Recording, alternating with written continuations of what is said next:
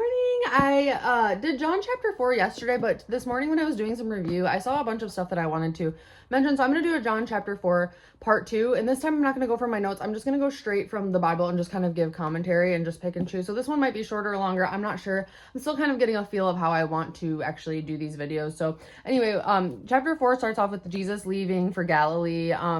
He had kind of realized that he knew that the Pharisees had heard that Jesus was baptizing people, and they didn't like it, and so he left Judea, departed into Galilee, and basically when we get to the Samaritan woman, he came to Samaria. Jacob's well was there, so Jesus, being wearied with his journey, he sat on the well, and then a woman came and he asked her for a drink, and so basically it says his disciples had went away to buy meat, and the woman of Samaria said to him, how is it that you, being a Jew, ask us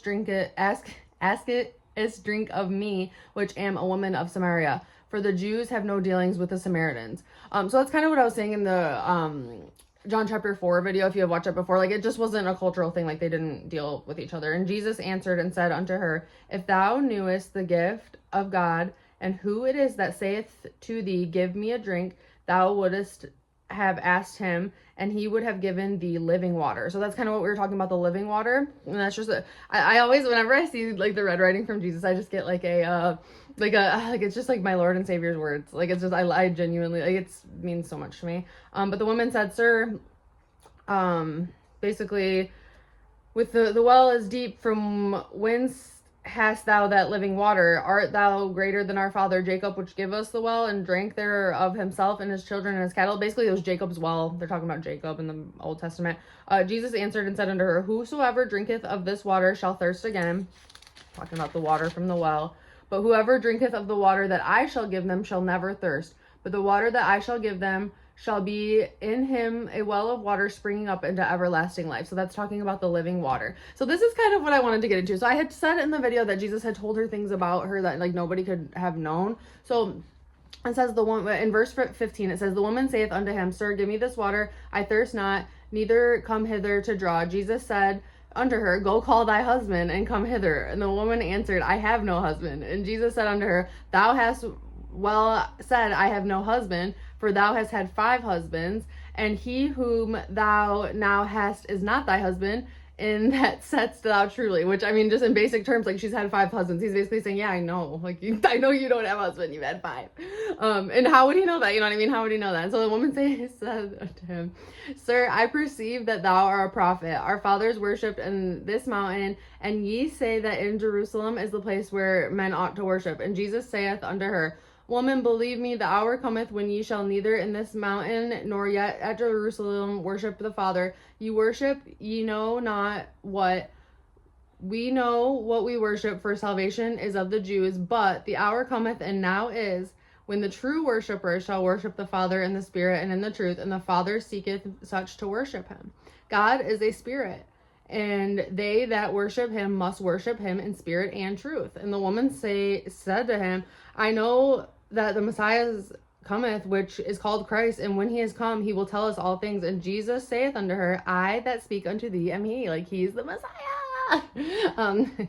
Upon this came the disciples, and they marveled that Jesus was even talking to the woman. Like, they were surprised he was even talking to her. Like, Jesus, I love him so much. But and anyways, it says, the woman left the water pot and went away to her city and was saying, come and see a man which told me all the things that I've ever did. Is this not the Christ? Then they went out to the city and came to him. In the mean, while his disciples prayed with him, saying, Master, eat. He said to them, I have meat to eat that ye not know of. Therefore the disciples, one to another, they were confused. Like, they were confused. And Jesus said to them, my meat is to do the will of him that sent me, and to finish his work. Say not ye, there are yet 4 months, and then cometh harvest? Behold, I say to you, lift up your eyes and look unto the fields, for they are white and ready to harvest. And he that reapeth receiveth wages, and gathereth fruit unto life eternal, that both he that soweth, that he that reapeth may rejoice together. And herein is the saying true, one soweth and another reapeth. I sent you to reap that whereon ye bestowed no labor, other men labored, and ye are entered into their labors. I mean, it's kind of hard to understand, like, biblical terminology. I have a couple of things. I plan to just kind of dive deeper, but that's just the actual scriptures, and that's what it says. Basically he's saying, like, I don't know. Basically he's just saying, like, I'm here to do the Lord's work. I am the Lord, but like he gets his fill from doing the Lord's work. Like, he's not going to be satisfied from me, is basically what I'm saying. Like, he's not going to be satisfied from a meal. Like, he gets, and that's what he's getting at. I don't really even know what I'm saying. Basically, and many of the Samaritans in the city believed in him for saying of the woman which testified, he told me that all that I ever did. So people were believing because she's telling them, like, he told me stuff that I'd like, how would he know? And when the Samaritans came to him, they besought him that they would tarry with him, and he abode there 2 more days. And many more believed his word, and said unto the woman, now we believe, not because of thy saying, but because we have heard him ourselves. And basically, this woman was like kind of an outcast. Basically, they're saying, like, okay, we don't believe because you said it, but we went and checked, and now we believe for ourselves. Like, got it.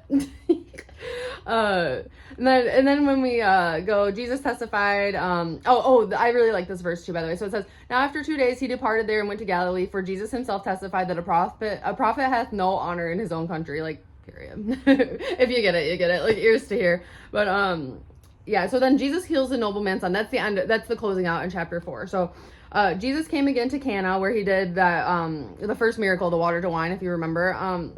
So he returned there, and there was a certain nobleman who was his son was sick. So when he heard that Jesus had came out of Judea into Galilee, he went to him and besought him and asked him to come down and heal his son, because his son was dying. So then Jesus said to him, except ye signs and wonders, ye will not believe. The nobleman saith unto him, Sir, come down, or my child will die. Jesus said to him, Go thy way, thy son liveth. And the man believed the word that Jesus had said and spoken to him, and he went his way.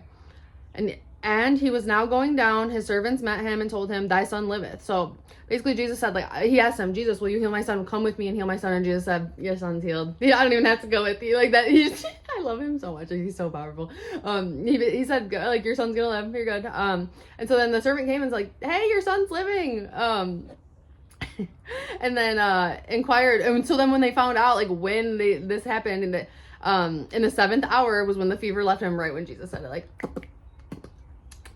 I don't know how to do it. Clock it. Like, okay.